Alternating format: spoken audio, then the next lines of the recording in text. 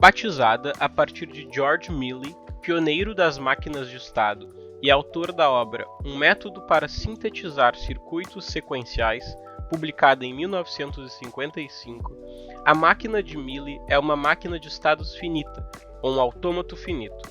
Sua principal característica reside sobre o fato de que os dados de saída são baseados tanto no estado vigente da máquina quanto nos dados de entrada. Do ponto de vista formal, segundo Júlio Machado, Leonardo Penczak, Carlos Tadeu Moraes e Paulo Menezes, a máquina de Mealy pode ser definida através de um conjunto de 6 elementos. Um conjunto finito relativo ao alfabeto de entrada, um conjunto finito de estados, uma função de transição, um estado inicial pertencente ao conjunto finito de estados, um conjunto finito de estados finais e um conjunto finito relativo ao alfabeto de saída. Logo, uma máquina de Mealy M pode ter a seguinte notação.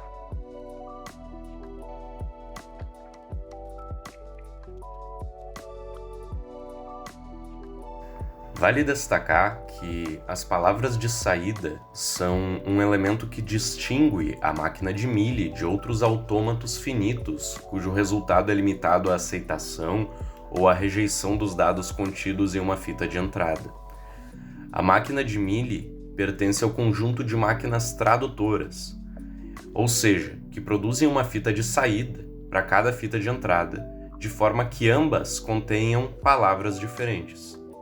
Nesse sentido, gera-se uma palavra de saída para cada transição entre os estados da máquina de Mealy.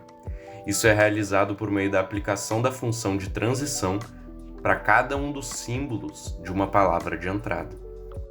No JFlap temos um autômato finito determinístico que serve como formalismo reconhecedor de uma determinada linguagem, selecionando palavras de entrada a partir de uma lógica binária de aceitação e de rejeição. Sendo assim, se uma dada palavra W estiver de acordo com as condições formais dessa linguagem hipotética, o autômato deve acusar a sua validade. No caso da máquina de Mealy, a principal diferença é que cada uma das transições produz também um dado de saída. A esta linguagem descrita pelo autômato finito determinístico que você está vendo na tela, só pertencem palavras formadas pelo alfabeto 01. Desde que terminem em 1 quando começarem em 0, ou que terminem em 0 quando começarem em 1. Porém, há algo de diferente no esquema que produzimos no JFlap.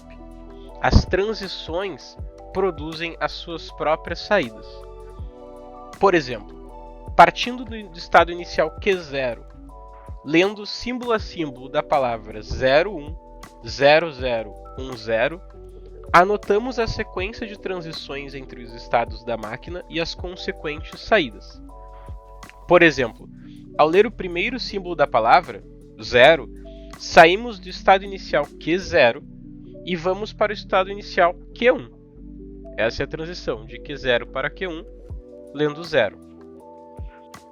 Essa transição produz a saída A.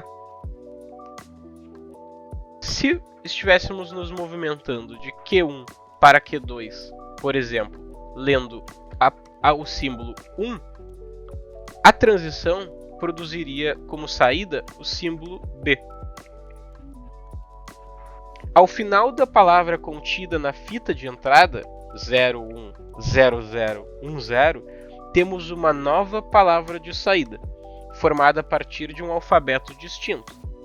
No exemplo em questão, o estado final do autômato seria o Q1, pois não há mais símbolos a serem lidos uma vez que chegamos ali.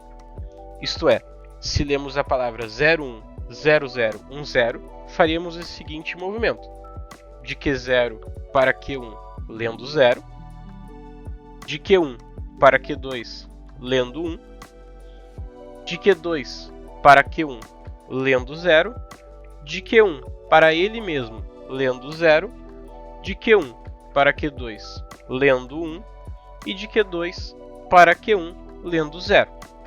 Como nós pararíamos a leitura no estado Q1, o estado Q1 seria o estado final da nossa máquina de Mealy. Note que a leitura da palavra 010010 também produziria uma palavra de saída. Lendo 0 partindo de Q0, iríamos até Q1 e produziríamos a partir da transição o símbolo A. De Q1 até Q2, lendo 1, produziríamos a saída B.